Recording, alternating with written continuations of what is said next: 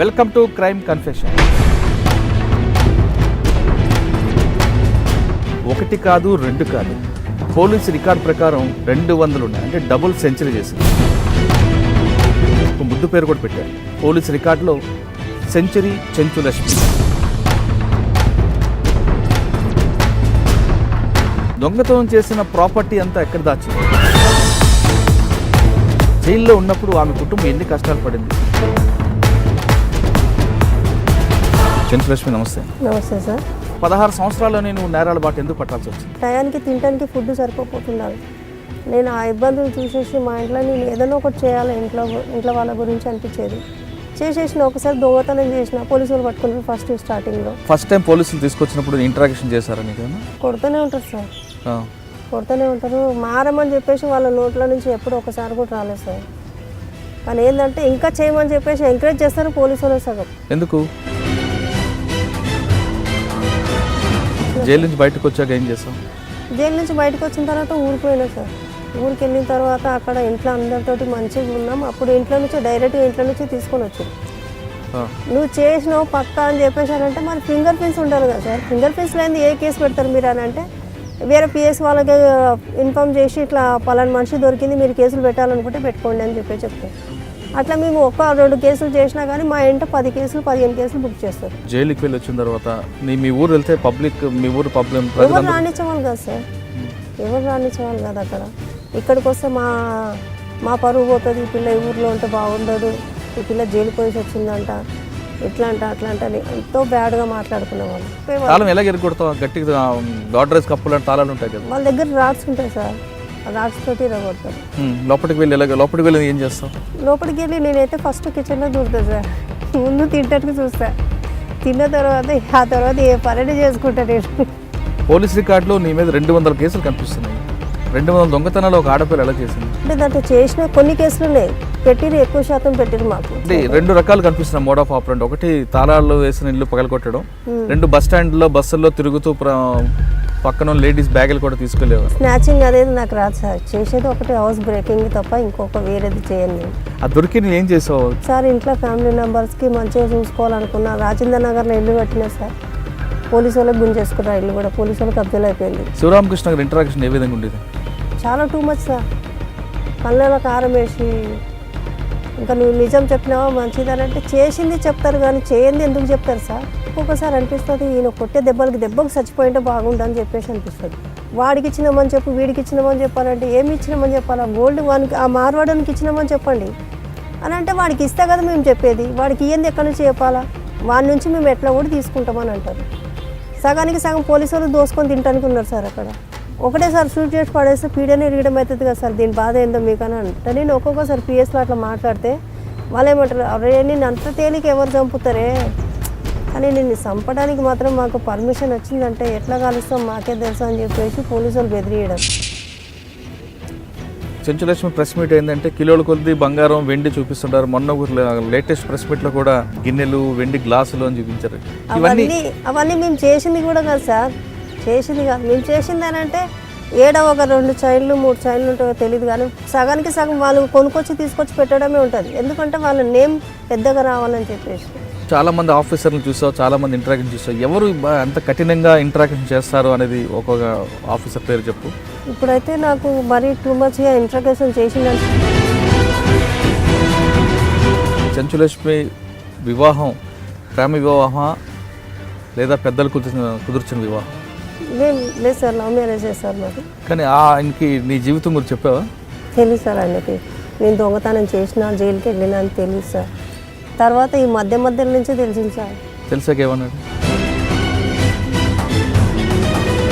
దొంగతనాలు చేసిన చెంచులక్ష్మి ఇంట్లో దొంగలు పడ్డారంట, నిజమా?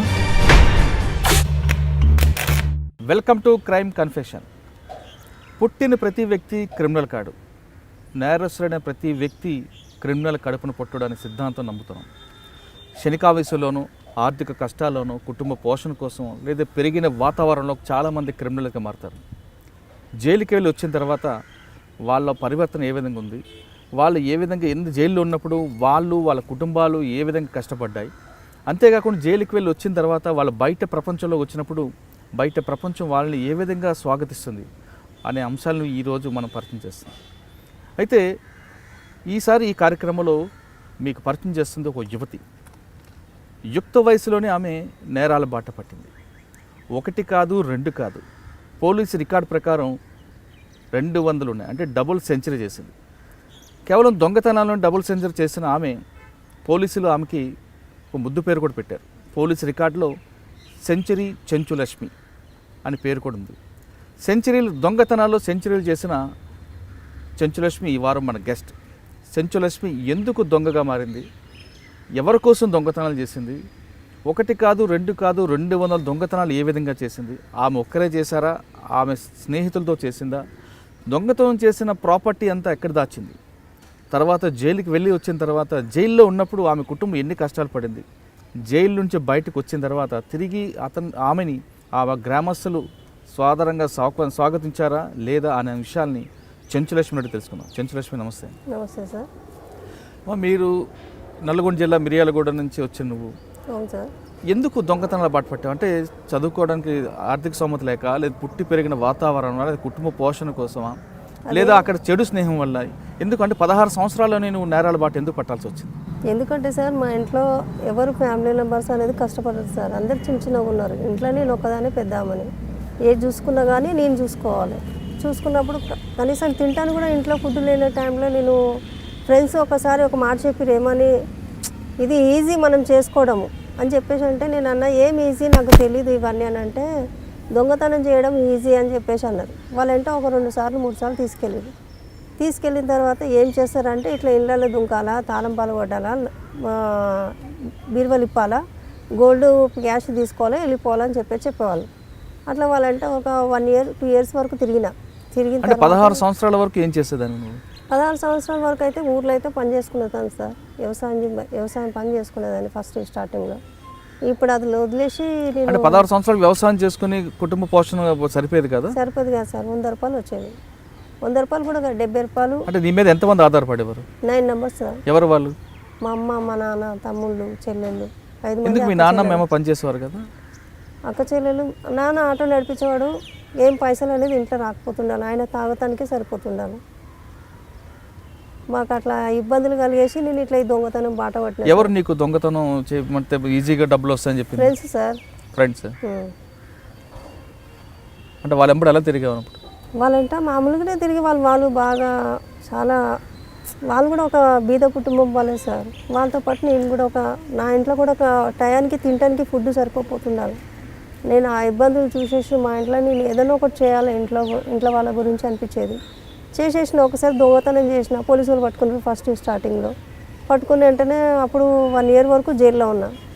1 yearకి ఒకసారి జైలుకి వస్తూనే పోతూనే ఉన్నా. కానీ ఈ పోలీసు వాళ్ళు ఏంటంటే నేను చేసింది ఒక కేసు అయితే వాళ్ళు పెట్టేది మా మీద ఎక్కువ శాతం కేసులు పెడుతున్నారు. అది సార్ ఇబ్బంది ఏంటంటే ఇప్పుడు లోపల ఉన్న తర్వాత ఈ కేసులు ఎప్పుడు తెగిపోతాయి, ఏం సంగతి, మా ఇంటి కుటుంబ సభ్యులలో నేను ఎప్పుడు కలిసి ఉంటానని చెప్పేసి అది అనుకుంటాను. అది అనుకున్న తర్వాత మళ్ళీ పోలీసు వాళ్ళు ఏం చేస్తారు, బయటికి వెళ్ళిన వెంటనే ఇక్కడ నుంచి గేట్ల నుంచి బయటికి వెళ్ళిన వెంటనే ఇంకో ఏదో కేసు ఉందని చెప్పేసి అక్కడ నుంచి అట్లనే తీసుకెళ్ళి మళ్ళీ తీసుకొచ్చి జైలు వేస్తారు. అది సార్ మేమేం చేయని దాన్ని కూడా చేసింది ఎవరో చూసుకొని పట్టుకోవాలా. అంటే మొత్తం ఎన్ని సంవత్సరాలు చేస్తావు దొంగతనాలు? ఒక 2003 వరకు చేసిన సార్. అంటే ఏ సంవత్సరంలో స్టార్ట్ చేస్తావు? 2003లో ఎండ్ అయింది. 2003 వరకు చేసిన సార్. ఇక అప్పటి వరకు 1 yearకి ఒకసారి జైల్లోకి పోతున్నా. అంటే 2003 వరకు దొంగతనం చేసావు. మీ ఫ్రెండ్ ఎవరో చెబితే ఆమె ద్వారా దొంగతనం. అంటే ఫస్ట్ దొంగతనం ఎక్కడ చేశారు? ఫస్ట్ దొంగతనం ఇక్కడ మన లింగంపల్లి సార్. ఎలా చేసావు? అది ఫ్రెండ్సే తీసుకెళ్ళారు సార్. నన్ను బయట ఉంచిరు, వాళ్ళు లోపల దుంకిరు. ఆ తర్వాత వాళ్ళ వెంట ఒక 4-5 సార్లు పోయినా. వీళ్ళు ఇంత ఈజీగా అని చెప్పేసి అనుకున్నదాన్ని. అనుకొని దొంగతనానికి చేస్తే బాగుంటుంది కదా అని చెప్పేసి అట్లా ఒకసారి 2000, ఒకసారి 5000, ఒకసారి 10,000 అట్లా వచ్చే డబ్బులు చూసి నేను దానికి బానిసలు అయిపోయినా సార్. దొంగతనం అంటే మొదటిసారి నీ ఫ్రెండ్స్తో కలిపి దొంగతనం చేసినప్పుడు దొంగతన సొత్తులు నీకు ఎంత ఇచ్చారు? దాంట్లో నాకు ఇచ్చినప్పుడు ఒకసారి ఏమో 5,000 ఇచ్చి సార్, ఒకసారి 10,000, 2,000, 3,000 అట్లా వచ్చినాయి. వచ్చినప్పుడు ఇంక ఇట్లా ఫ్యామిలీ మంచిగా గడుస్తుంది కదా, మంచిగా ఉన్నాం, హ్యాపీగా ఉన్నాం, ఏదైతే ఈ వృత్తి బాగున్నట్టుందని చెప్పేసి ఇది ఎంచుకోవాల్సి వచ్చింది సార్ నాకు. అంటే ఫస్ట్ లింగంపల్లిలో చేస్తున్నాను చెప్తున్నాను, తర్వాత జైలుకి వెళ్ళి వచ్చిన తర్వాత, అంటే ఫస్ట్ లింగంపల్లి చేసిన తర్వాత పోలీసులు ఎప్పుడు పట్టుకున్నారు? లింగపల్లి చేసిన రోజే ఇంట్లోనే పట్టుకున్నారు సార్ మాకు. ఇంట్లోనే దొరికావా? ఎలాగా? ఇంట్లో మేము చేసే మూమెంట్లో ఆ ఇల్లు వాళ్ళు వచ్చిర్రు, వస్తే అప్పుడు లోపల ఎవరు అని చెప్పేసి వాళ్ళు అరిచిన తర్వాత అప్పుడు బయట నుంచి గొల్లెం పెట్టి పోలీస్ వాళ్ళకి కంప్లైంట్ చేశారు. ఎవరు అప్పుడు ఇన్స్పెక్టర్ ఎవరు దొరికారు? Prasad sir Ramakrishna sir SI, circle inspector Prasad SI sir. Ramakrishna ఎక్కడ? ఇక్కడ మన అమర్పేటలో అప్పుడు సీసీఎస్లో ఉన్నారు సార్ ఆయన. ఓకే. అంటే ఫస్ట్ టైం పోలీసులు తీసుకొచ్చినప్పుడు ఇంటరాక్షన్ చేశారా నీకేమన్నా? కొడుతూనే ఉంటారు సార్, కొడుతూనే ఉంటారు. మారమని చెప్పేసి వాళ్ళ నోట్ల నుంచి ఎప్పుడు ఒకసారి కూడా రాలేదు సార్. కానీ ఏంటంటే ఇంకా చేయమని చెప్పేసి ఎంకరేజ్ చేస్తారు పోలీసు వాళ్ళు సగం. ఎందుకంటే ఇప్పుడు మేము దొంగలు దొరకాలంటే చేయాలి కదా సార్. అంటే ఇప్పుడు దొంగతనం చేస్తేనే పోలీసు వాళ్ళు ఉన్నారని అంటారు. వాళ్ళు అట్లా ఎంకరేజ్ చేయబట్టి నువ్వు చేస్తే ఏంద్రా చేసినా కానీ ఎంజాయ్ చేసుకుంటావు, తింటావు, తాగుతావు, ఎంజాయ్ చేస్తావు అని అంటారు. కానీ మేము అది ఎంత ఏం లేదు సార్, మాకు అవసరం కూడా లేదు సార్, మా ఫ్యామిలీ నెంబర్ మాకు గడుస్తూనే అంతే సార్ అని చెప్పేసి అనుకున్నదని. ఆ టైంలో అట్లా అనుకున్నదని. అంటే ఫస్ట్ టైం నువ్వు ఇంట్లో తాళం వేశారు, పోలీసులు పట్టుకున్నారు, తర్వాత జైలుకి పంపించారు. జైలుకి వచ్చిన జైలు నుంచి బయటకు వచ్చాక ఏం చేసావు? జైలు నుంచి బయటకు వచ్చిన తర్వాత ఊరిపోయినా సార్. ఊరికి వెళ్ళిన తర్వాత అక్కడ ఇంట్లో అందరితోటి మంచిగా ఉన్నాం. అప్పుడు డైరెక్ట్గా ఇంట్లో నుంచి తీసుకొని వచ్చారు. ఇంట్లో నుంచి 4-5 సార్లు తీసుకొని వచ్చారు సార్. తీసుకొచ్చి ఎక్కడ పెట్టారు? జైలుకి పంపించారా? జైలుకి పంపిస్తాను ఉన్నారు. ఆ కేసులో నేను చేసింది కానీ పెట్టింది కాదు. కానీ ఒక్కసారి తప్పు చేసినందుకు పదే అని దొంగ అని ముద్ర మాత్రం కంపల్సరీ వేసింది సార్ మనిషికైతే. అంటే దొంగ అని ముద్ర పడిన తర్వాత జైలుకి వెళ్ళి వచ్చిన తర్వాత మీ ఊరు వెళ్తే మీ ఊరు ఎవరు రాణించేవాళ్ళు కాదు సార్, ఎవరు రాణించేవాళ్ళు కాదు. అక్కడ ఇక్కడికి వస్తే మా పరువు పోతుంది, ఈ పిల్ల ఈ ఊర్లో ఉంటే బాగుండదు, ఈ పిల్ల జైలుకి పోయి వచ్చిందంట, ఇట్లా అంట అని ఎంతో బ్యాడ్గా మాట్లాడుకునేవాళ్ళు. కానీ జైలుకి వెళ్ళి రెండోసారి వచ్చిన తర్వాత మళ్ళీ ఇంకొకసారి ఎక్కడ దొంగతనం చేస్తాం? దొంగతనం అంటే మామూలుగా సార్, ఇప్పుడు వాళ్ళు ఫ్రెండ్స్ వదిలేసి అందరూ వదిలేసిన తర్వాత ఇప్పుడు నా సొంతంగా నేను చేసుకొని తింటా అన్న మూమెంట్లో చేసిన ఒక 2-3 సార్లు దొంగతనం చేసిన తర్వాత ఈ పోలీసులు ఏం చేస్తారంటే 1-2 సార్లు దొంగతనం చేస్తే అది క్యాచ్ చేసేస్తున్నారు. క్యాచ్ చేసేసి ఏమవుతుందంటే ఇది కంపల్సరీ చెంచులక్ష్మి చేసిన దొంగతనమే అని చెప్పేసి పోలీసు వాళ్ళు కన్ఫామ్గా చేసేస్తున్నారు. అసలు నేను చేయలేదు సార్, నాకు అది సంబంధమే లేదు సార్ అంటే, లేదు నువ్వు చేసినావు అని చెప్పేసి నానా టార్చర్ చేయడము, అక్కడ హింసలు పెట్టడము, నువ్వు చేసినావు అని చెప్పేసి మస్తు కొట్టడము, ఇట్లా చేసేవాళ్ళు. చేసినా కానీ సార్ నేను చేసిందో చేయలేదో, నేను ఇక్కడ ఉండగా మీకు ఒకటే మాట చెప్తున్నా సార్, నేను దొంగతనం చేస్తే నేను ఒప్పుకుంటా. అవును సార్ బాధ్యతతో నేను దొంగతనం చేసిన నా ఇంటి వాళ్ళ గురించి చేసుకున్నా, తిన్నాం తాగినాం అయిపోయినాయి సార్ అని చెప్పేవాళ్ళం. కానీ ఏం చేస్తారంటే నువ్వు చేసినావు పక్కా అని చెప్పేసారంటే మరి ఫింగర్ ప్రింట్స్ ఉండాలి కదా సార్. ఫింగర్ ప్రింట్స్ లేని ఏ కేసు పెడతారు మీరు అని అంటే, వేరే పిఎస్ వాళ్ళకి ఇన్ఫామ్ చేసి ఇట్లా పలానా మనిషి దొరికింది మీరు కేసులు పెట్టాలనుకుంటే పెట్టుకోండి అని చెప్తారు. అట్లా మేము 1-2 కేసులు చేసినా కానీ మా ఇంట 10 కేసులు 15 కేసులు బుక్ చేస్తారు. అంటే దొంగతనం ఇంతకుముందు ఫ్రెండ్స్తో చేసి తాళం పగలకొట్టడం, పోలీస్ రికార్డులో డే టైమ్ అఫెండర్ చెంచులక్ష్మి తాళం వేసిన ఇల్లు టార్గెట్ చేస్తుంది, అది కూడా పగటిపూట చేస్తుంది అంటారు. అంటే పగటిపూట ఎందుకు చేయాల్సి వస్తుంది? ఎందుకంటే పగటిపూట మధ్యాహ్నం పూట ఎవరు ఉండరు కదా సార్, మధ్యాహ్నం పూట ఎవరు ఉండరు. మీరు దొంగతనం చేయడాన్ని సమర్థించాను నేను కూడా, కానీ అప్పుడు ఆర్థిక పరిస్థితులు బట్టి కుటుంబ నేపథ్యంలో చేశాను. కానీ చేసిన దొంగతనాలు ఏ విధంగా చేసేదాన్ని? పగటిపూట చేసేదానివా, రాత్రిపూట ఎంతమందితో కలిపి చేసేదాన్ని? అంటే ఏ విధంగా రెక్కి చేసేవాళ్ళు, ఎలా చేసేవారు? పగలపూటనే సార్, మధ్యాహ్నం 1-1:30 మధ్యలో చేసేవాళ్ళం. అంటే ముందు తాళం వేసులు చూసుకుంటాం సార్. ఏ విధంగా? మామూలుగా ఇటు నడిచే చూసుకుంటూ పోయేవాళ్ళం. చూసుకుంటూ పోయి ఆ ఇంట్లో ఎవరు లేరు కదా అని చెప్పేసి. ఆ ఇంట్లో ఎవరు లేరనే విషయం మీకు తెలుస్తుంది? ఆ గేటుకు తెలుస్తుంది సార్, గేటుకు తెలుస్తుంది. గేటుకి ఎలా తెలుస్తుంది? తాళం వేసి ఉంటుంది. బయట గేటుకు తాళం వేసి ఉంటే ఇంట్లో కూడా లాక్ వేసి ఉంటుందని. అవును, కొంతమంది లోపల నుంచి తాళం వేస్తారు కదా, వేసుకుంటే మేము దొరికిపోతాం అంతే సార్. ఓకే, ఒక తాళం వేసుకుని చూసుకుంటారు, తర్వాత ఎప్పుడు దొంగతనం చేస్తారు? ఆ నిమిషంలో ఆ క్షణంలోనే చేసేస్తాం. ఎవరెవరు? నువ్వు ఇంకెవరు చేసేవారు? ఫ్రెండ్స్ చేసేవాళ్ళం, చేసేసి వెళ్ళిపోయేవాళ్ళం. తాళం ఎలా ఎరగొడతావు? గట్టిగా గాడ్రేజ్ కప్పులు అంటే తాళాలు ఉంటాయి కదా, వాళ్ళ దగ్గర రాడ్స్ ఉంటాయి సార్, రాడ్స్ తోటి ఇరగొడతారు. లోపలికి వెళ్ళి లోపలికి వెళ్ళి ఏం చేస్తావు? లోపలికి వెళ్ళి నేనైతే ఫస్ట్ కిచెన్లో దూరుతా సార్. ముందు తింటట్టుకు చూస్తా, తిన్న తర్వాత ఆ తర్వాత ఏ పని చేసుకుంటా నేను. అంటే ముందు తలుపు పగలగొట్టి లోపలికి వెళ్ళి కిచెన్లోకి వెళ్తావు, అంటే ఆకలితో వెళ్ళి చూసుకున్న తర్వాత ఏదైనా ఉంటే తింటా, లేకపోతే దానిక ఏం లేకపోతే బెడ్రూమ్లో దూరి ఇల్మారి మొత్తం ఎత్తుకులాడతాం సార్. అలాగా నువ్వు చేసే దొంగతనాల్లో ఏ ఇంట్లో ఎక్కువగా భోజనాలు దొరికాయి, ఏ ఇంట్లో ఎక్కువగా బంగారం దొరికింది? బాగా గుర్తున్న ఇల్లు? అంత ఐడియా లేదు సార్, మర్చిపోయినాం సార్. జనరల్గా వాళ్ళ ఇంటి భోజనాలు బాగుంటాయా అందరి ఇంట్లోని? బాగానే ఉంటాయి సార్. ఏంటంటే సార్ ఒకప్పుడు చేసినాం దొంగతనం సార్, ఇప్పుడు మాత్రం మాకు దొంగతనం గురించి నేను అసలు దాని జోలికి కానీ దాని ఊసుకు కానీ దాని పాపం చుట్టుపక్కల కానీ దాని దొంగతనం ఇక్కడ జరుగుతుందంటే అక్కడ సైడ్లో నుంచి చాలా దూరంలో ఉండాలనిపిస్తుంది సార్. అంటే మీలో మార్పు వచ్చిందని అంటాం.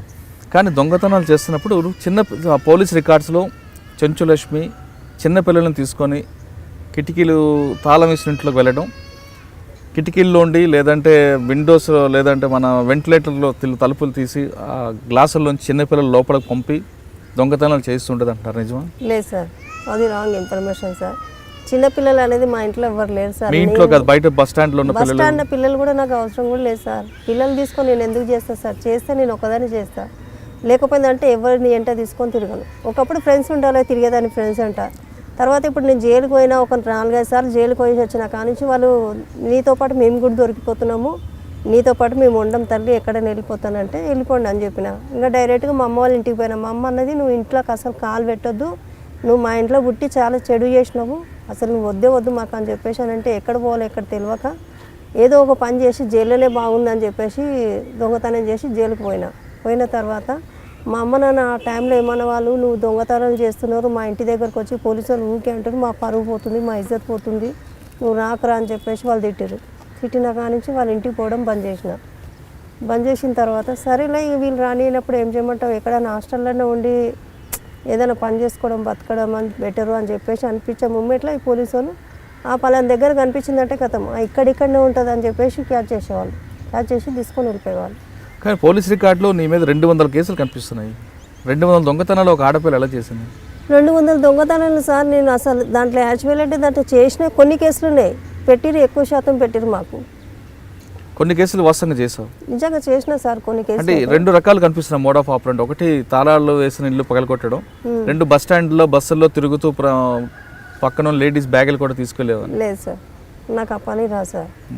స్నాచింగ్ అనేది నాకు రాదు సార్. చేసేది ఒకటి హౌస్ బ్రేకింగ్ తప్ప ఇంకొక వేరేది చేయను నేను. హౌస్ బ్రేకింగ్ ఎన్ని చేస్తుంటావు నీ లెక్క ప్రకారం? సుమారు అంటే ఒక 50-70 అట్లా చేసింటా సార్. ఇప్పుడు ఏంటంటే 50-70 చేశారంటున్నావు. 50-70లో ఫెయిల్ అయినవి ఎన్ని ఉన్నాయి, సక్సెస్ అయినవి ఉన్నాయి? సక్సెస్లో దాంట్లో ఒక 40 ఉంటాయి సార్, ఫెయిల్ అయినవి సగానికి సగం ఉన్నాయి సార్. అంటే సక్సెస్ అంటే ఏంటి, ఫెయిల్ అంటే ఏంటి? సక్సెస్ అంటే కొన్ని దొరికినాయి, కొన్ని దొరకంది. ఆ దొరికినవి ఏం చేసావు?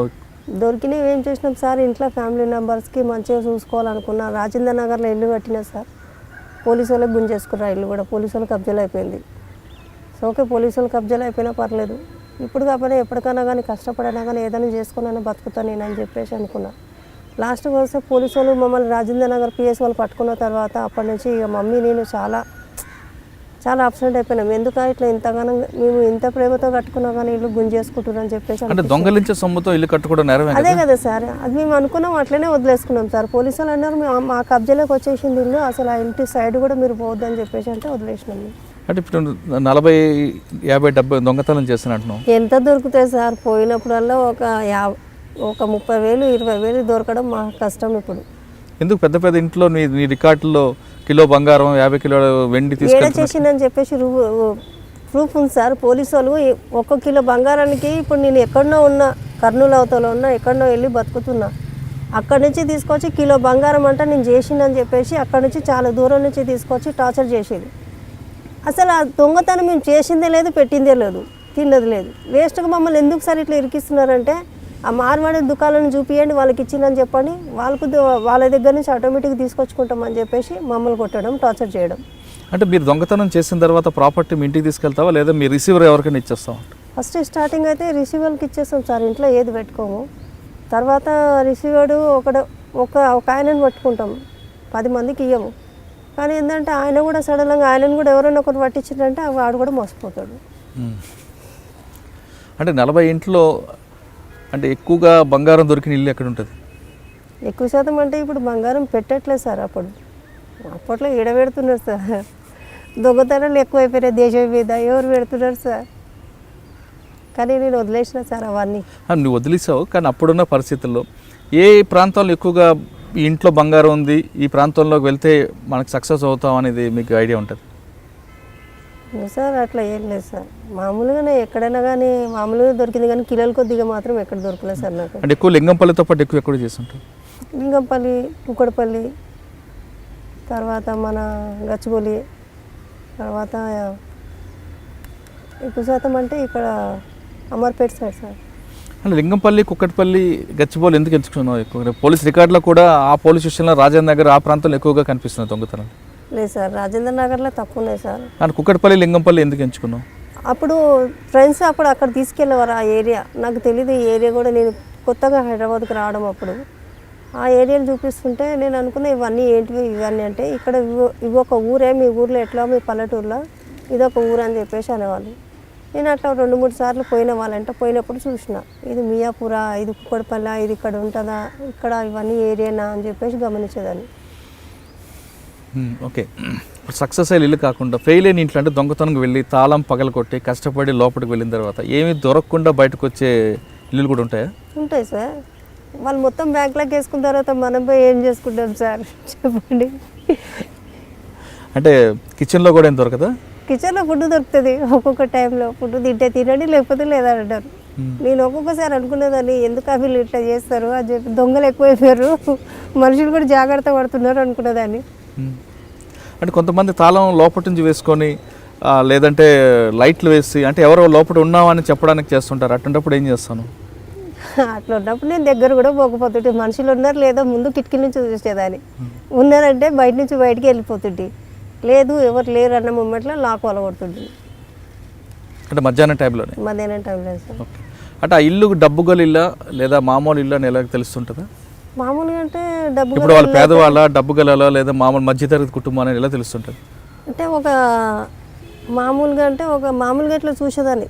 చూస్తుంటే ఇల్లు తెలిస్తే ఇంట్లో చాలా వాడు ఎంతో కష్టపడి సంపాదించుకొచ్చుకొని ఇంట్లో పెట్టుకొని ఉంటాడు. మనం నిమిషాలు కొద్దిగా మనం దొంగతనం చేస్తే వాడు ఎంత చేపలు పెడతాడో ఏం పడని చెప్పేసి అనిపించేది.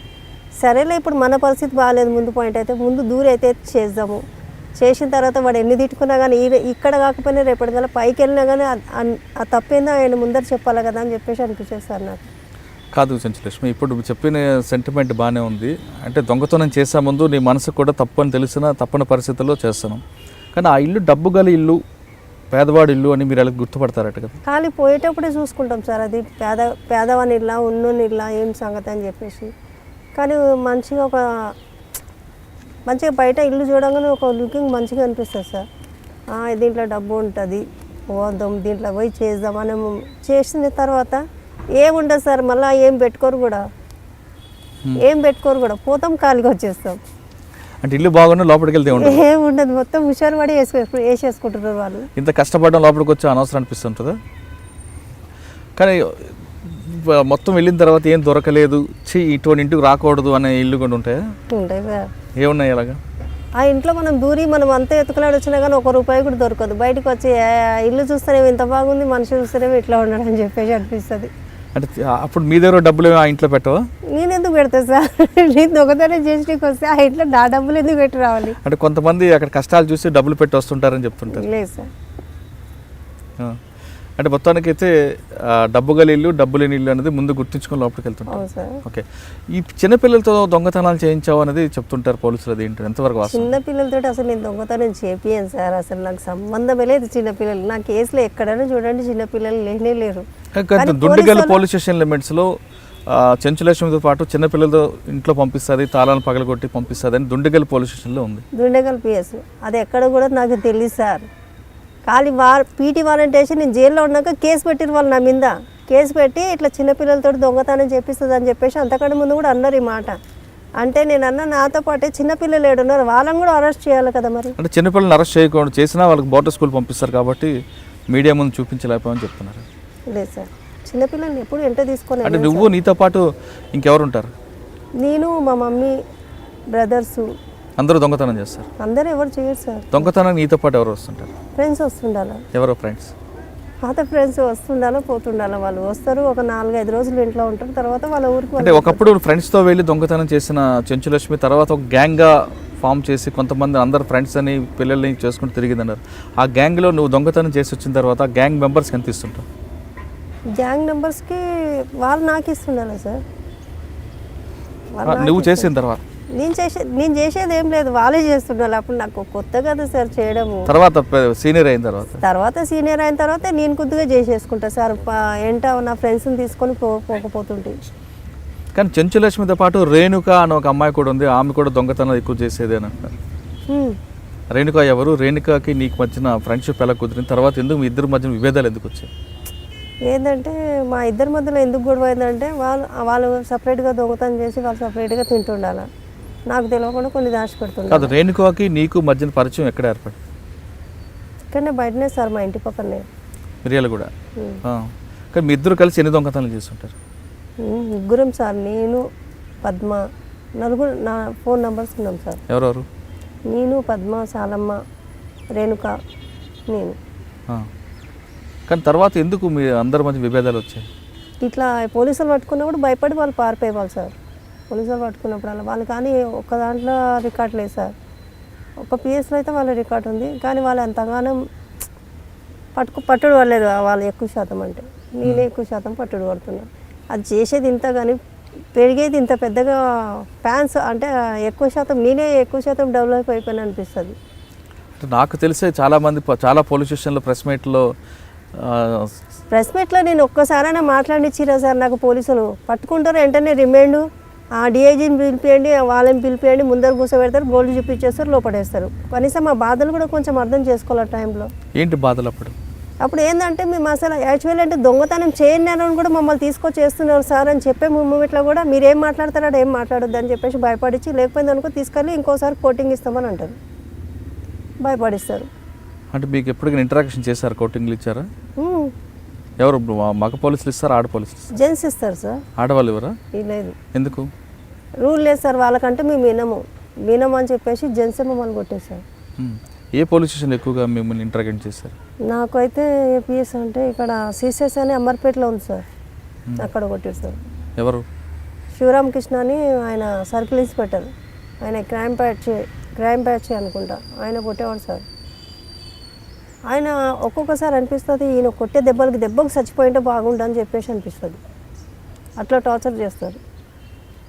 అంటే ఆడవాళ్ళకి మగవాళ్ళు కొట్టకూడదు కదా? కొడతారు సార్, అది మనలో ఉంటుంది. మగవాళ్ళు ఆడవాళ్ళని కొట్టొద్దు అని చెప్పేసి. కానీ పోలీసు వాళ్ళు ఏం చేస్తారంటే ఆడలో కొడుతురు అని చెప్పేసి మేజిస్ట్రేట్ ముందర తీసుకుపోయినా కానీ ఇంతగానో కొట్టినా కానీ ఏం కొట్టలేదని చెప్పండి అని చెప్తారు. శివరామకృష్ణ గారి ఇంటరాక్షన్ ఏ విధంగా ఉండేది? చాలా టూ మచ్ సార్. కళ్ళలో కారం వేసి, ఇంకా నువ్వు నిజం చెప్పినావా మంచిదని అంటే చేసింది చెప్తారు, కానీ చేయంది ఎందుకు చెప్తారు సార్? ఉత్తల పేర్లు చెప్పండి అంటే ఎందుకు చెప్తాం మేము? మాకేం అవసరము? వాడికి ఇచ్చినామని చెప్పు, వీడికి ఇచ్చినామని చెప్పాలంటే ఏమి ఇచ్చినామని చెప్పాలా? గోల్డ్ వానికి ఆ మార్వాడానికి ఇచ్చినామని చెప్పండి అని అంటే వాడికి ఇస్తే కదా మేము చెప్పేది. వాడికి ఇయ్యంది ఎక్కడి నుంచి చెప్పాలా? వాడి నుంచి మేము ఎట్లా కూడా తీసుకుంటామని అంటారు. సగానికి సగం పోలీసు వాళ్ళు దోసుకొని తింటానికి ఉన్నారు సార్ అక్కడ. ఇప్పుడు ఇంట్రాగేషన్ చెప్తున్న కళలో కారం వేయడం అన్నది ఇంకా కాకుండా ఇంకా వేరే చేసేవారు? లేదు సార్, ఇంకా ఏం లేదు సార్. కోటింగ్ అంటే లబ్బర్లు తీసుకొని బాగా కాళ్ళ మీద కొట్టడము, తర్వాత కళ్ళలో కారం పొడి వేయడము, చేతుల మీద బాగా కొట్టడము, అట్లా చేసేవాళ్ళు సార్. ఆ దెబ్బలు తింటున్నప్పుడు ఎందుకు రా చేసాం, ఇంకోసారి చేయకూడదు అనిపించలేదు? ఎప్పుడు ఆ టైంలో అనిపిస్తుంది సార్, ఎందుకని నేను తప్పు పని చేసినా ఇన్ని అన్న దెబ్బలు తినడం అవసరమా నాకు అని చెప్పేసి అనిపించేది. కానీ ఏం చేసేవాళ్ళు, దెబ్బలు కొట్టిన తర్వాత మొత్తం అది మానేదాకా remind చేయకపోతుండే sir. 1 month, 1 week, 2 week అట్లా పిఎస్లో పెట్టుకునేవాళ్ళు. పెట్టుకొని ఆ మొత్తం ఆ దెబ్బలు మొత్తం వెంటనే రిమైండ్ చేస్తే మేము ఏడు జడ్జీలు చెప్పేసి వీళ్ళ డ్యూటీలు పోతాయని చెప్పేసి భయపడేవాళ్ళు. కానీ ఏంటంటే ఆడ వెంటనే ఒక వారం 2 వారాలు నెల వరకు పిఎస్లో పెడతారు సార్. అప్పుడు లేడీ కానిస్టేబుల్ ఉండేవారా? లేడీస్ కానిస్టేబుల్ ఉంటుంది సార్. కానీ మహిళల పట్ల ఎక్కువగా లైంగిక వేధింపులు జరిగేవి అక్కడ? లేదు సార్. సెక్సువల్ హెరాస్మెంట్స్ ఏం లేదు? లేదు సార్. కానీ కోటింగ్లు ఇవ్వడం ఉండేది. ఓకే, ఇప్పుడు నువ్వు రికవరీ కొంత చూపిస్తావు, ఆ రికవరీ మొత్తం ప్రెస్కి చూపిస్తారా లేదా కొంత దాచుతుంటారా? ఎవరు సార్ పోలీసు వాళ్ళ వాళ్ళు ఏం చేస్తారంటే వీళ్ళు ఇప్పుడు నేను ఒక ఇంట్లో చేసిన అని చెప్పేసి అని అడిగితే ఆ ఇంట్లో పోయి అడుగుతారు ఇక్కడ దొంగతనం జరిగిందా జరగలేదంటే లేదు జరగలేదంటే ఇంకా ఇంటిది వాళ్ళకి వచ్చేసిందని చెప్పేసి అర్థం చేసుకుంటారు అంతే సార్. మరి ప్రెస్ మీట్లో చెంచులక్ష్మి ప్రెస్ మీట్ ఏంటంటే కిలోల కొద్ది బంగారం వెండి చూపిస్తుంటారు. మొన్న లేటెస్ట్ ప్రెస్ మీట్లో కూడా వెండి గిన్నెలు వెండి గ్లాసులు అని చూపించారు. అవన్నీ మేము చేసింది కూడా కాదు సార్, చేసింది కాదు. మేము చేసింది అని అంటే ఏడా ఒక 2 చైన్లు 3 చైన్లు ఉంటాయో తెలియదు కానీ సగానికి సగం వాళ్ళు కొనుక్కొచ్చి తీసుకొచ్చి పెట్టడమే ఉంటుంది. ఎందుకంటే వాళ్ళ నేమ్ పెద్దగా రావాలని చెప్పేసి. ఇప్పుడు దొంగతనం చేసి బయటకు వస్తున్నప్పుడు ఒకవేళ వెండి పెద్ద ఐటెంలు దొరికినప్పుడు ఎలా తీసుకొస్తారు బయటికి? పెద్ద ఐటమ్స్ ఇంతవరకు నుంచి అయితే నేను దొంగతనం చేసినప్పటి నుంచి అయితే ఒక్కసారి కూడా దొరకలేదు సార్ నాకు పెద్ద ఐటమ్స్ అనేది. కానీ వెండి గ్లాసులు వెండి చెంబులు అని అంటున్నారు కదా, అవైతే మేము అసలు ముట్టను కూడా ముట్టను. నేను ఓన్లీ గోల్డ్ క్యాష్ తప్ప వేరేది నేను అసలు ముట్టను. ఫస్ట్ పోలీస్ స్టేషన్లో ఫస్ట్ దొంగతనం చేసిన తర్వాత ఒక ఇంట్లోనే నీకు పబ్లికే పట్టించి చెప్పారు. తర్వాత నువ్వు ఏ విధంగా దొరికింది? పోలీసులు నీ కోసం చాలా తీవ్ర స్థాయిలో కష్టపడేవారు. ఎక్కడైనా దొంగతనం జరిగిందంటే ఇలా స్నాచింగ్ జరిగిందంటే ఆ మోడ్ ఆఫ్ ఆపరెంట్ చెంచులక్ష్మి గ్యాంగ్ది, చెంచులక్ష్మి ఎక్కడుంది అని తిరిగారు. అంత తీవ్రంగా కృషి చేస్తున్న పోలీసులకి ఏ విధంగా దొరికేదండి? ఏ విధంగా సార్ పోలీసులు ఇప్పుడు ఒక నంబర్ ఉంటుంది సార్, ఒక మక్బర్ ఉంటాడు అంటే ఒక మన ఏరియాలో ఒక ఆయన ఉంటాడు. అరే పలానా మనిషి మీ ఏరియాలోకి వచ్చిందారా అది ఇది అని చెప్పేసి వాళ్ళని అడుగుతారు. అడిగినప్పుడు వచ్చిందన్న అంటే నాకు ఆమె కావాలరా అని చెప్పేసి అని అంటారు. సరే ఈ టైంకి రాన్న ఈ టైంకి ఉంటుంది ఇంట్లో అని చెప్పి చెప్తారు. డైరెక్ట్ ఆ టైంలో ఇంట్లో ఉన్నప్పుడు డైరెక్ట్ ఇంట్లో నుంచి ఫ్యామిలీ నెంబర్ మధ్య నుంచి తీసుకొని వెళ్ళిపోతారు. వెళ్ళిపోయిన తర్వాత ఏమైందని చుట్టుపక్కల 10 మంది అడుగుతారు. ఎందుకు తీసుకుపోయారు ఏం సంగతి అని అంటే అదేదో దొంగతనం చేసిందంట ఇట్లా చేసిందంట అమ్మ, దాని జోలి వద్దు దాన్ని ఊసొద్దు, మన ఇంటి ముందర అర్జెంటుగా ఈ నుంచి ఇల్లు కాల్ చేపియండి అని చెప్పేసి అని అంటారు. ఇట్లా ఎన్నోసార్లు చాలామంది నోట్ల నుంచి నేను ఎన్నోసారి ఇంట్లో మా ఇంట్లో వాళ్ళు ఒక్కొక్కసారి మేమేమన్నా చేసుకొని చచ్చిపోవాలన్నంత బాధ అనిపించేది వాళ్ళకి. అట్లా వాళ్ళంత బాధపడే వాళ్ళు.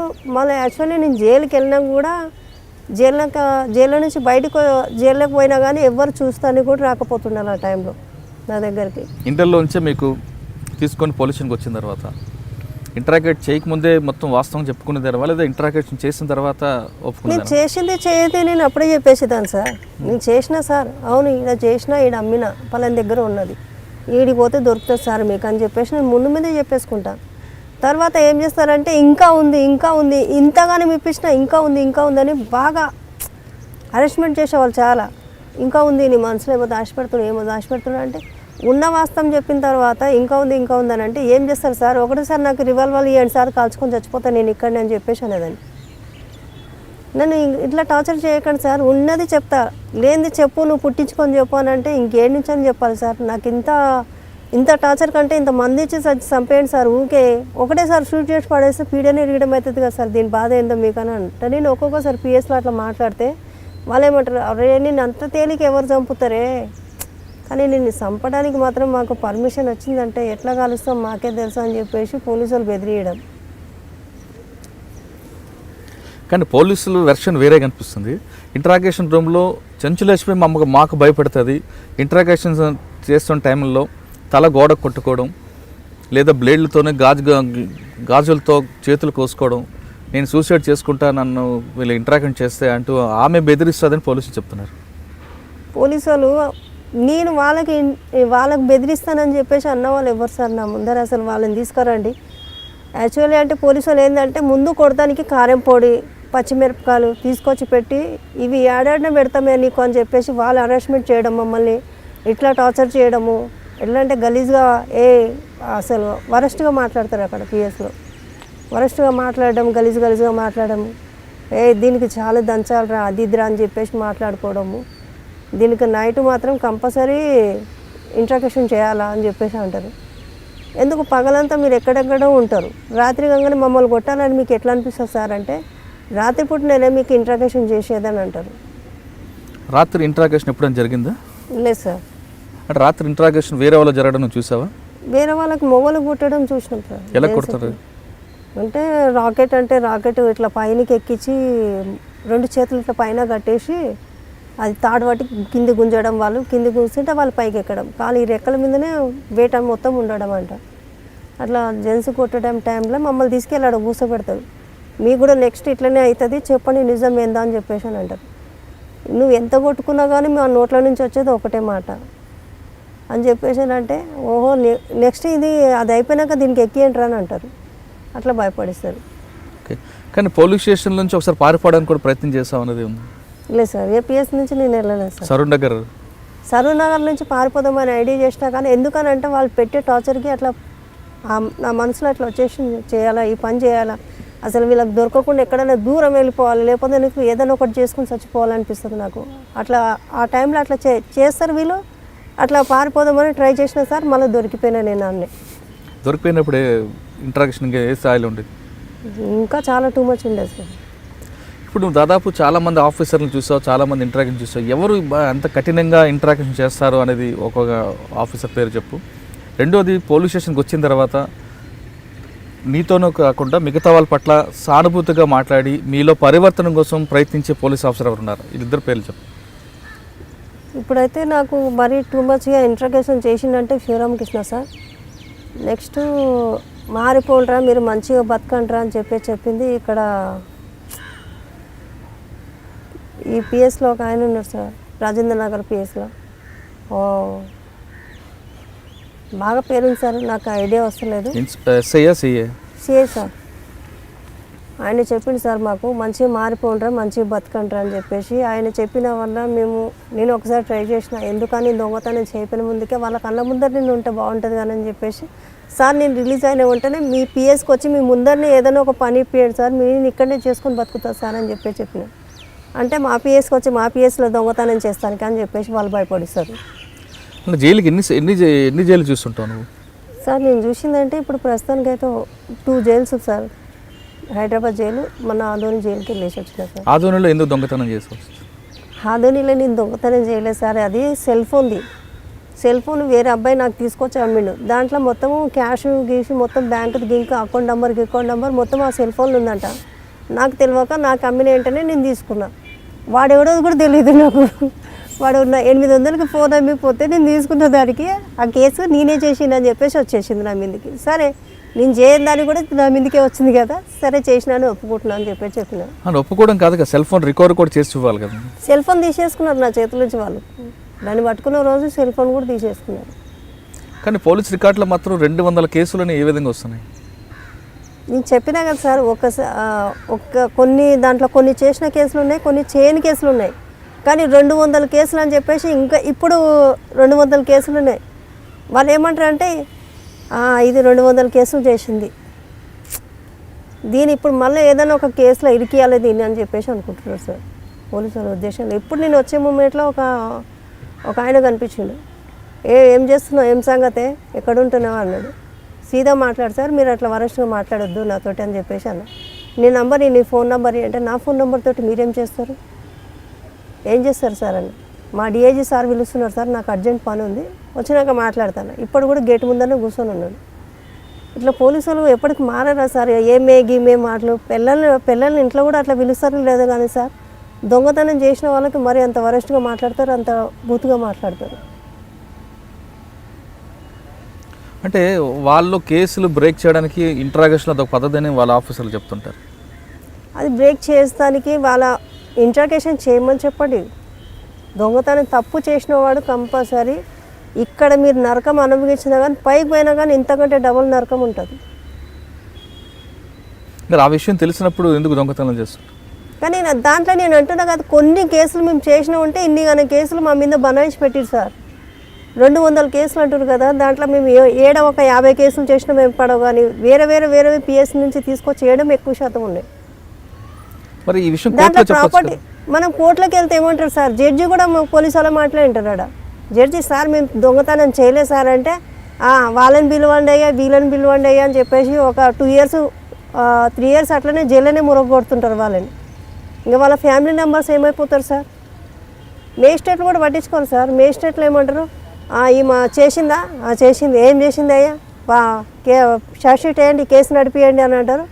అది మళ్ళీ ఒక 6 months తర్వాత కేసు అయిపోతుంది అని చెప్పేసి మేము ఎదురు చూసాము. ఇట్లా పోలీసులు మళ్ళీ ఏదైనా ఒక కేసు తీసుకొచ్చేయడం. సార్ మేము ఈ కేసు చేయలేదు సార్, ఇది అనవసరంగా వేస్తున్నారు సార్ అంటే, చేయండి వేస్తారమ్మా మీకు అని చెప్పేసి మేజిస్ట్రేట్లు అంటారు. ఓకే, కానీ ఈ కేసులు, ఈ వ్యవహారం, కోర్టులు, జడ్జీలు, అడ్వకేట్స్ తిరుగుతున్నప్పుడు మీ కుటుంబ సభ్యుల సహకారం ఉంటుందా ఉండదు? ఉండదు సార్. మరి వాళ్ళ కోసం కదా దొంగగా మారావు. ఆ టైంలో ఏమంటే వీళ్ళు నేను మా పిల్ల దగ్గరికి నా బిడ్డ దగ్గరికి నేను పోయేసి వస్తే పోలీసులు కూడా నన్ను పట్టుకుపోతారని చెప్పేసి వాళ్ళు కూడా భయపడేవాళ్ళు సార్. మరి నీకు ఒకటి బాధ అనిపించదా?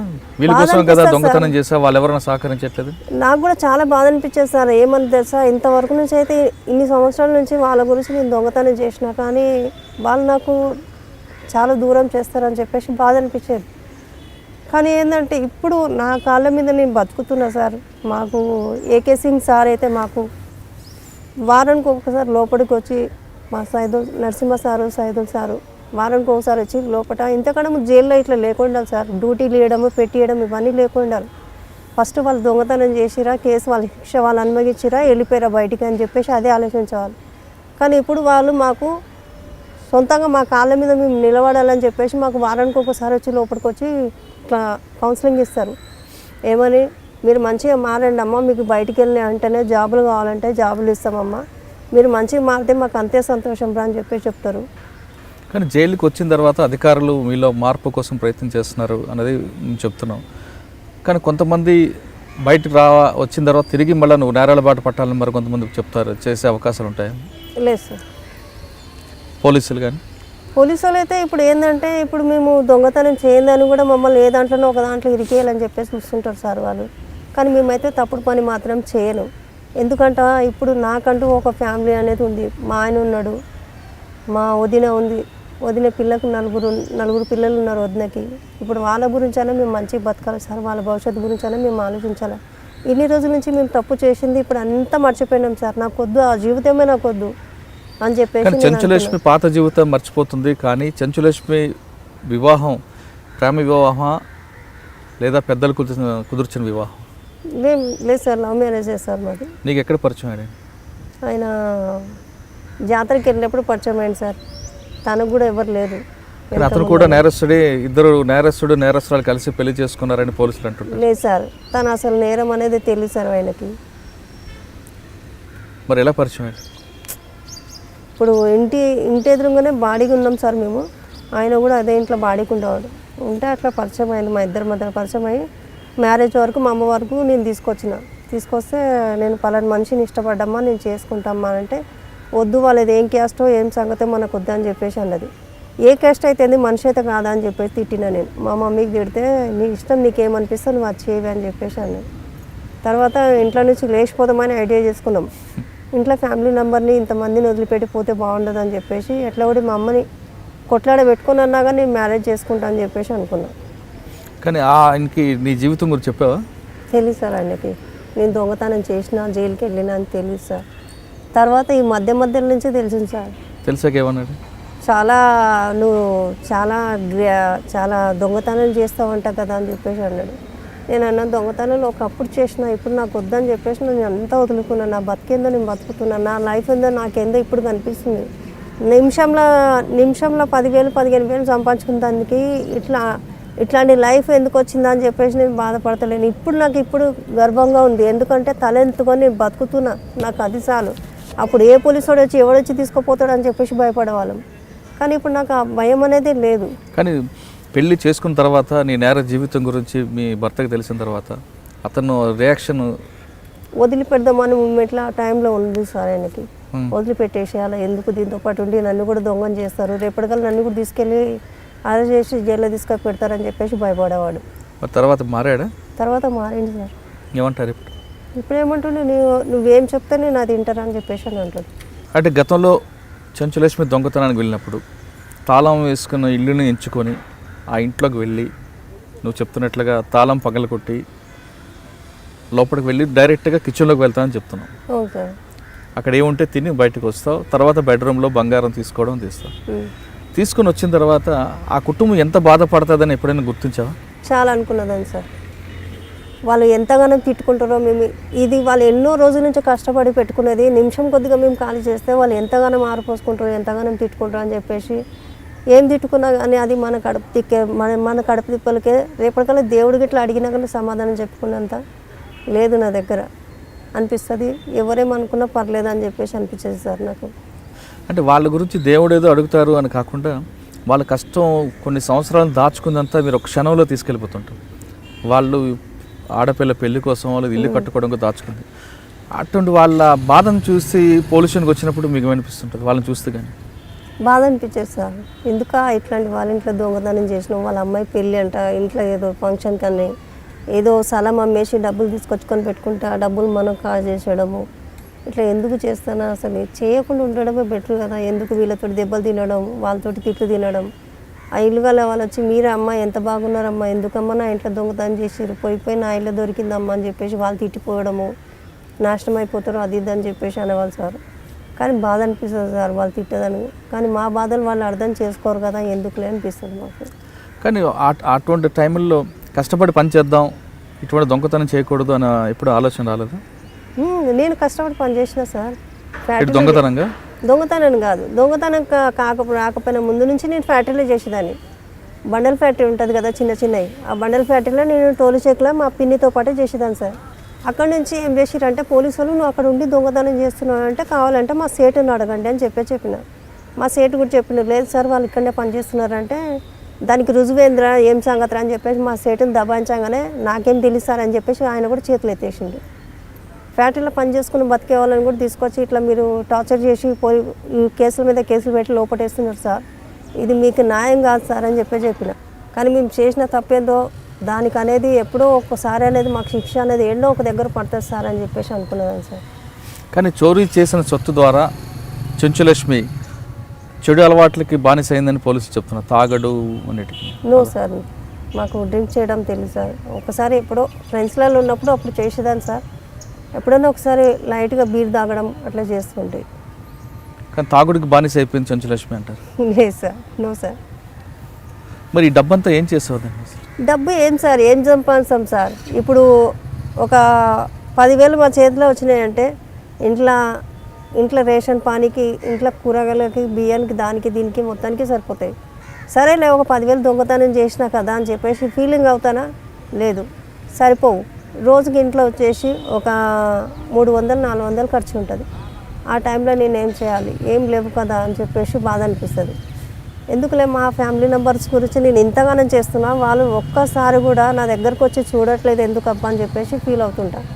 కానీ వద్దులే, నాకు వీళ్ళతోటి నాకు సంబంధమే లేదు, వీళ్ళ సైడ్ ఉంటేనే నేను దొంగతనం చేస్తున్నా. ఇప్పుడు నా కాళ్ళ మీద నేను నిలబడి బతుకుతా, నేను ఎవరి జోలికి నాకు ఏ ఫ్యామిలీ మెంబర్స్ కూడా వద్దు అని చెప్పేసి అందరిని వదిలేసిన సార్. కానీ చోరీ చేసిన సొత్తు ద్వారా చెంచులక్ష్మి రాజేంద్ర ఇల్లు కొనుక్కుంది ఒకటి, రెండోది గోవా లాంటి ప్రదేశాలకు వెళ్ళి ఎంజాయ్ చేస్తుందని పోలీసులు అంటున్నారు. లేదు సార్, నాకు అక్కడ ప్రదేశాలలో నాకు అలవాటు లేదు సార్, నేను ఎక్కడికి వెళ్ళలేదు సార్. వీళ్ళంతా తప్పుడు. సాధారణంగా దొంగతనం చేసి వచ్చిన తర్వాత మంచి రిలాక్స్గా ఉండి సక్సెస్ అయిన తర్వాత ఏం చేస్తుంటావు? కూర్చుంటా సార్, ఇంట్లోనే కూర్చుంటా, టీవీ చూసుకుంటా. డబ్బులు ఉన్నాయనుకో మంచిగా ఇంట్లో ఒక 2 times బిర్యానీ తెప్పించుకొని తింటాము ఇంట్లో అందరం ఫ్యామిలీ. కూర్చుంటాం, టైంపాస్ చేస్తాం. ఒక దొంగతనం మంచిగా దొరికిందంటే ఒక నెల వరకు ఇంట్లో నుంచి బయటికి రాను సార్. కానీ బిర్యానీ తింటున్నప్పుడు దొంగతనం చేసిన ఇల్లు వాళ్ళ గుర్తురారా? గుర్తుకొస్తారు సార్. ఇక ఏం చేయాలి, తిట్టుకోండి అని చెప్పేసి అంటారు సార్. కానీ చిన్నపిల్లలతో దొంగతనం చేయడం ఎంతవరకు కరెక్ట్ అంటారు? నేను చిన్నపిల్లలు తీసుకొని పోలేదు సార్, కానీ తప్పుడు ఇన్ఫర్మేషన్ ఇచ్చారు మీకు, చిన్నపిల్లలు తీసుకొని వెళ్ళి దొంగతనం చేస్తారని. కానీ దుండిగల్ పోలీస్ స్టేషన్ పరిధిలో చెంచులక్ష్మి చిన్నపిల్లల ద్వారా, అంటే రైల్వే స్టేషన్లో ఉన్న పిల్లలు తీసుకొని తాళాలు వేసుకుని ఇల్లు టార్గెట్ చేయడం, ఆ ఇంటికి లోపల కిటికీల ద్వారా కానీ లేదా వెంటిలేటర్ లోపల పిల్లలు పంపించి దొంగతనం చేస్తుంది. పట్టుకున్న తర్వాత కూడా పిల్లల్ని నేను చేయలేము కాబట్టి మేము వదిలిపెట్టామని పోలీసులు అంటున్నారు.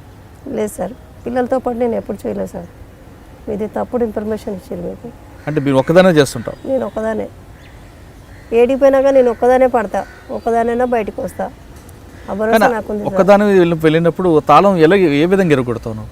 రాడుతారు సార్, వాళ్ళు ఇచ్చిన మా ఫ్రెండ్స్ ఇచ్చిన ఐడియా తోటి నేను ఇదంతా చేసిన. ఎంత పెద్ద తాళమైనా ఎరగొడతావా? ఎంత పెద్ద తాళం అంటే వస్తే తీస్తా, లేకపోతే అట్లనే వదిలేస్తారు సార్. మీరు పగలే దొంగతనం ఎందుకు చేస్తారు, నైట్ టైం ఎందుకు చెయ్యి? నైట్ టైం నాకు అలవాట్లేదు సార్. నైట్ టైం నేను ఎక్కడికి వెళ్ళాను, బయటికి కూడా వెళ్ళాను. ఒకటి పగలపుటనే ఏదైనా చేసుకునేది అంటే పగలపుటనే చేస్తా. కానీ కొన్ని ఏరియాలకు కొంత దొంగలు డివైడ్ చేసుకుంటారు, ఆ ఏరియాలకు వేరే వాళ్ళు రాకూడదని అటువంటి వినిపిస్తుంటాయి, నిజమేనా? సార్ నువ్వు ఏ ఏరియానికి వెళ్ళొచ్చా? అవును, నేను అట్లా నీ ఏరియాలకు వేరే వాళ్ళు రాకూడదు అని లేదా? లేదు సార్. చెంచులక్ష్మి లింగంపల్లి, గచ్చబౌలి, కుకట్పల్లి వెళ్తుంది, మిగతా ఏరియాలకు పోదు. అదేవిధంగా ఇంకా రేణుక ఎల్బీ నగర్, వనస్థలపురం వెళ్తుంది. రేణుక ఉన్న ఏరియాలకు చెంచులక్ష్మి వెళ్ళదు, చెంచులక్ష్మి పనిచేస్తున్న ఏరియాకి రేణుక రాదని పోలీసులు అంటుంటారు. లేదు సార్. నువ్వు ఎక్కడికైనా మొత్తం తిరగచ్చా? నేను ఎక్కడైనా తిరుగుతా సార్. కానీ ఈ 3 ప్రాంతాలు ఎందుకు ఎంచుకుంటున్నావు మరి?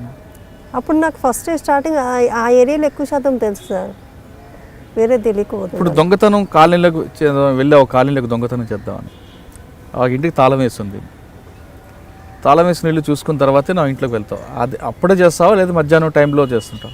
అప్పుడే చేసేస్తా సార్, కనిపించిన వెంటనే చేసేస్తా. నా చుట్టుపక్కల ఎవరు ఉంటే? చుట్టుపక్కల ఎవరైనా ఉంటే వదిలిపెట్టిపోవడమే. చేసిన తర్వాత అదే రూట్లో వెళ్ళిపోతావా లేదంటే కాసేపు ఉంటావా అక్కడ? చేసినట్టయితే వెళ్ళిపోతూనే ఉంటా, అక్కడ నిలబడను.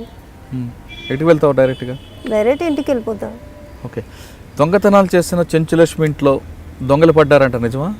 అవును సార్, అది మా ఇంట్లో నేను జైలుకి వెళ్ళిన తర్వాత ఇంట్లో ఎవరు లేని టైంలో, అసలు యాక్చువల్లీ అంటే ఎవరు లేకుండా వాళ్ళందరూ ఊరికి వెళ్ళిపోయిన తర్వాత ఇంట్లోకి వచ్చిర్రు, తాళం బలగొట్టి ఇంట్లో మొత్తం బట్టలు గిట్టలు మొత్తం ఎత్తుకోపోయారు. మా అమ్మ వచ్చి నా దగ్గరకు వచ్చి ఇంట్లో దొంగలు పడ్డారంటే నేను పరిచయం అయిపోయినా, ఏంది మన ఇంట్లో దొంగలు పడ్డా ఏంటి అన్న. మరి ఇప్పుడు వాళ్ళ నుంచి నువ్వు ఎంత దోసుకొని తింటున్నావో నీకు తెలుస్తలేదు, ఇప్పుడు నీ ఇంట్లో దొంగతనం జరిగిందంటే బాధపడుతున్నావా అన్నది. మా మమ్మీ అనగానే అవునమ్మా ఏం తీసుకుపోయారంటే టీవీ గీవీ అన్నీ ఎత్తుకోపోయారు, ఫ్రిడ్జ్ మొత్తం ఎత్తుకోపోయారంటే మంచి పని చేసిరు వాళ్ళు, మంచివాళ్ళే కదా, నేనే పెద్ద దొంగలంటే నాకంటే పెద్ద దొంగలు తయారయ్యారు దేశంలో అని చెప్పేసి అన్న. అంటే ఇంకా సరేలే, పోయిన దాని గురించి మనం ఎందుకు పోలీస్ కంప్లైంట్ ఇవ్వలేదు? పోలీస్ కంప్లైంట్ ఇస్తే దొంగలు ఇంట్లో దొంగలు పడ్డారంటే నవ్వుతారు, జోక్ చేస్తారని చెప్పేసి వదిలేసిన సారిగా. పోలీస్ కంప్లైంట్ వచ్చావు అయితే? తీయలేదు. కానీ ఆ సొత్తు కూడా మీది కాదు కదా? మాది కాకపోతే దొంగతనం నేను కష్టపడి దొంగతనం చేయబట్టే కదా నేను అవన్నీ కొనుక్కున్నా, అది వేరేడు వచ్చి ఎత్తుకోపోయాడు. అంటే ఫ్రిడ్జ్ టీవీ ఇంత తీసుకెళ్తున్నప్పుడు చుట్టుపక్కల ఏమనరా? అది నైట్ పూట దొంగతనం చేసింది సార్. అంటే నైట్ అఫెండర్ వేరు, డే అఫెండర్. నువ్వు డే కాబట్టి నేను డే చేస్తా, వన్ నైట్ చేసిండు. కానీ గుర్తుపట్టలేదా ఎవరు అనేది? నువ్వు గుర్తుపట్టలేదు సార్. జనరల్గా నైట్ అఫెండర్స్, డే అఫెండర్స్ కలుస్తుంటారా కోర్టులో కానీ బయట ఎక్కడికైనా? నువ్వు దొంగలతో మాట్లాడడం, మిగతా దొంగలతో? నేను అసలు ఎవరితో మాట్లాడను సార్. జైల్లో కూడా కలిసినావంటే ఉన్నావంటే ఉన్నా, పోయినావంటే పోయినా, అంత మాత్రమే తప్ప వేరే వాళ్ళని ఫ్రెండ్షిప్ చేసుకోవడం, బయటకు వచ్చినాక నువ్వు నాతో మాట్లాడు, ఉండు, నా దగ్గరనే ఉండని చెప్పేసి అదంతా. సాధారణంగా పోలీస్ రికార్డ్స్లో పోలీస్ చెప్తుంటారు, జైళ్ళు అన్నవి ఒక యూనివర్సిటీ. అంటే బయట చిన్న దొంగతనాలు చేసిన వాళ్ళందరూ జైలుకి వచ్చిన తర్వాత అందరూ మీటింగ్ పెట్టుకొని పెద్ద దొంగతనాలు చేయడానికి ఒక టీమ్గా ఫామ్ అవుతారు. బయటకు వచ్చి లోపల ఉన్న కొత్త దొంగలకి వాళ్ళే సీనియర్ దొంగలు బెయిల్ వేస్తారు. బయటకు వచ్చిన తర్వాత కొత్త గ్యాంగ్స్గా ఫామ్ అయ్యి దొంగతనాలు చేస్తుంటారు. అంటే జైల్స్ అనేవి ఒక యూనివర్సిటీగా మారుతున్నాయని పోలీసులు అంటుంటారు. అది నిజమా? అది లేదు. కానీ ఏంటంటే అక్కడ వాళ్ళు దొంగతనం చేసి ఈ దొంగతనం మీదకి వచ్చినారు వీళ్ళు అని చెప్పేసి అంటే పాత వాళ్ళు ఉంటారు కదా, ఏం కేసులు వచ్చినా ఏం సంగతి అని అడుగుతారు. వాళ్ళని కేసులు వచ్చినాక అంటే ఎందుకమ్మా చేయడము, అసలు మీరు దొంగతనం మీ వయసైనా చేసేది, అసలు దొంగతనం చేయడం చాలా బ్యాడ్ రా, వద్దు మానేసుకోండి రా అని చెప్తుంటాం సార్ మేము లోపల. మాకు మా సార్ వచ్చి మాకు 1 వీక్ అంటే కొంతమంది చెప్పడం కాకుండా మిగతా దొంగలు ఎవరైనా ఇలా కాదు, ఈ విధంగా చేస్తే దొరికేదాను కాదు అనేది నేను అదంతా గమనించాను సార్. లోపల ఉంటే నా వర్క్ ఏందో నేనేందో. కానీ బయట నువ్వు తాళాలు పగలగొట్టడంతో దొరికిపోతుంటావు, నీ ఫింగర్ ప్రింట్స్ కొంతమందికి పోలీసులకు దొరుకుతాయి కాబట్టి దొరుకుతావు. దొంగతనం చేసి జైల్లోకి వచ్చి ఈసారి పోలీసులకు పట్టుపడకుండా ఉండాలంటే ఎలాగ చేయాలని ఆలోచిస్తుంటావా? లేదు సార్. ఎప్పుడు ఒకటే టైప్ చేస్తావా? నేను అట్లా కొత్తగా నేను ఆలోచించుంటే నేను ఈ పోలీసు వాళ్ళకి కూడా దొరకపోతుంటే సార్. నేను చేయదని కూడా నన్ను అనవసరంగా వేస్తున్నారు కదని అదొకటే బాధ తప్ప సార్. సరే, జైలుకి వచ్చావు, జైల్లో నీకు అధికారులు ఏ విధంగా చూసుకుంటారు? జైల్లో ఉన్న వాళ్ళు మేడమ్స్ అయినా కానీ సార్ వాళ్ళైనా కానీ చాలా బాగా చూసుకుంటారు సార్. మాకు కౌన్సిలింగ్ ఇస్తారు సార్. మాకు 1 వీక్ ఒక్కోసారి మాకు లోపలికి వచ్చి కౌన్సిలింగ్ ఇస్తారు. కౌన్సిలింగ్ ఇచ్చి ఏం చెప్తారంటే, మీరు మంచిగా ఉంటే మాకు సంతోషం రా, ఇట్లా 10 సార్లు రావడం పోవడం బాగా అనిపించదు, అది మీరు చీప్ అనిపిస్తారు పబ్లిక్, మీరు మంచి బతకడమే మాకు కావాలా. అది కాక బయటికి పోయిన వెంటనే మాకు ఆధారం అనేది బయటికి పోయిన వెంటనే ఉండదు, ఎక్కడ ఉండదు కదా, ఇన్నిసార్లు జైలుకి వెళ్ళినా పోయేసి మళ్ళీ బయటకు వస్తున్నా పోతున్నారంటే ఎవరు ఇల్లు ఇయ్యరు మాకు. మా సార్కి, మా వికే సింగ్ సారు, మా డిఏజీ సార్ వాళ్ళందరూ కలిసి మాట్లాడి మీకు ఇల్లు ఇప్పిస్తాం, అన్ని ఇప్పిస్తామమ్మా, పెట్రోల్ పంప్లో పని చేసుకో, మా ముందర నువ్వు ఉంటావా, ఉంటే ఏ పోలీసు వాళ్ళు వచ్చి మిమ్మల్ని టచ్ చేయరు అని చెప్పారు సార్. నేను అప్పటి నుంచి ఇప్పుడు 1 year నుంచి దీంట్లో పనిచేస్తున్నాను సార్. ఓకే, జైల్లో పని చేసుకుంటున్నావు, పెట్రోల్ పంప్లో పని చేస్తున్నావు, కొత్త జీవితాన్ని ప్రారంభించావు. అవును సార్. పోలీసులు రావడం అంటే అప్పుడు ఏం చేస్తుంటారు? రాని సార్, నేను పని చేసుకునేదంతా వాళ్ళకు కూడా తెలుస్తుంది. అంటే పాత కేసుల గురించి వచ్చినప్పుడు? పాత కేసులు అసలు నాకు లేవు సార్, ఇప్పుడైతే మొత్తం క్లోజ్ అయిపోయినాయి. సాధారణంగా జైలుకి వెళ్ళి వచ్చిన తర్వాత కాలనీల్లో ఇల్లు ఇవ్వరు, కుటుంబ సభ్యులు రానివ్వరు, అటువంటి పరిస్థితి ఎదుర్కొన్నావా? అట్లాంటి పరిస్థితులు ఎదురు చూసుకొని నేను మేడం వాళ్ళతో మాట్లాడి నేను ఇక్కడ జాయిన్ అయినా సార్. మేడం వాళ్ళు, సార్ వాళ్ళు ఇల్లు ఇప్పించారు సార్. మేడం వాళ్ళు కూడా చాలా మంచిగా చూసుకుంటారు సార్ మాకు.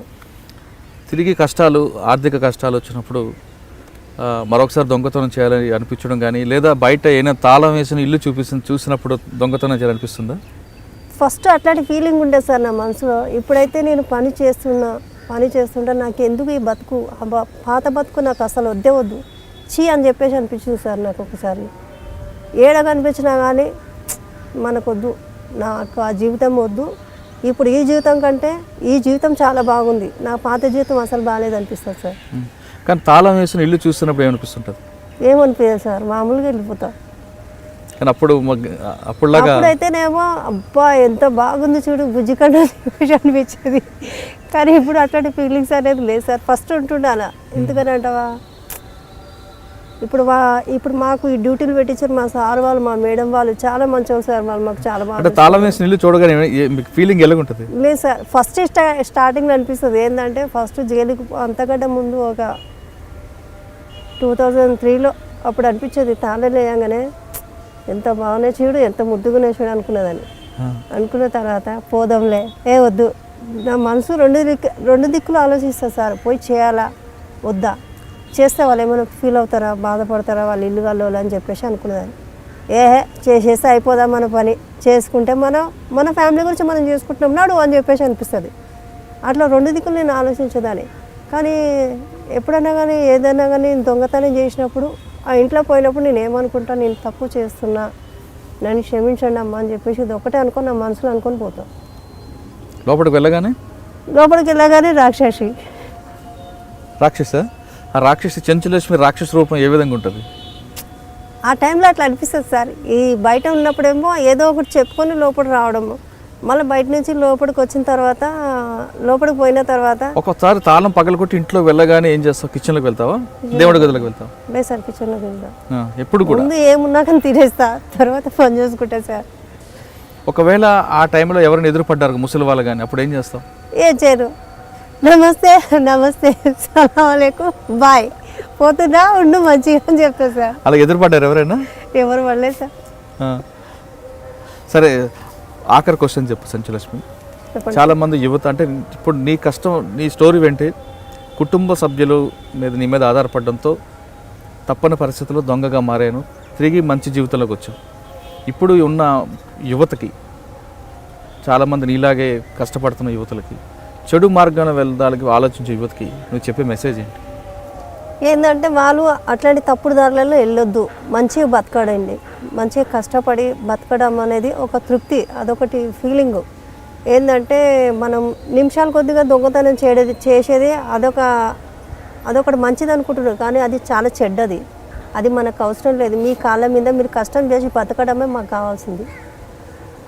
కానీ మా వికే సింగ్ సార్ అయితే మాకు ఈ జాబ్ ఇప్పించి ఆయనకు చాలా మేము రుణపడి ఉన్నాం సార్. ఎందుకంటే ఆయన మాకు మంచిగా చేయాలని చూస్తున్నాడు. మేము కూడా ఆయన పేరు మేము కూడా నిలబెట్టాలని చూసుకుంటున్నాం సార్. ఓకే, కష్టపడి సంపాదించడం ఆనందం దొంగతనం చేసి సంపాదించడం రాదు అంటుంది చెంచులక్ష్మి.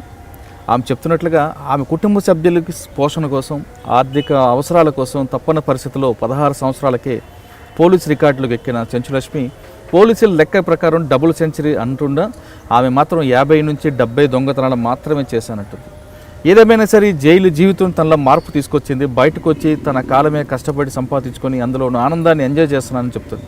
అంతేకాదు ఎవరైనా సరే తనలాగా జీవితం తీసుకోవద్దు, తీసుకొని కష్టాలు పడకుండా ఖచ్చితంగా మీ కాళ్ళ మీద కష్టపడండి, నిలబడండి, కష్టపడండి, అందులో వచ్చిన కొంచెం డబ్బులైనా సరే ఆనందంగా ఉంటుందంటూ చెంచులక్ష్మి మెసేజ్ ఇస్తుంది. ఇది ఈ వారం చెంచులక్ష్మితో ఎక్స్క్లూజివ్ ఇంటర్వ్యూ. వచ్చే వారం మరో గెస్ట్తో మళ్ళీ కలుద్దాం. అంతవరకు నమస్కారం.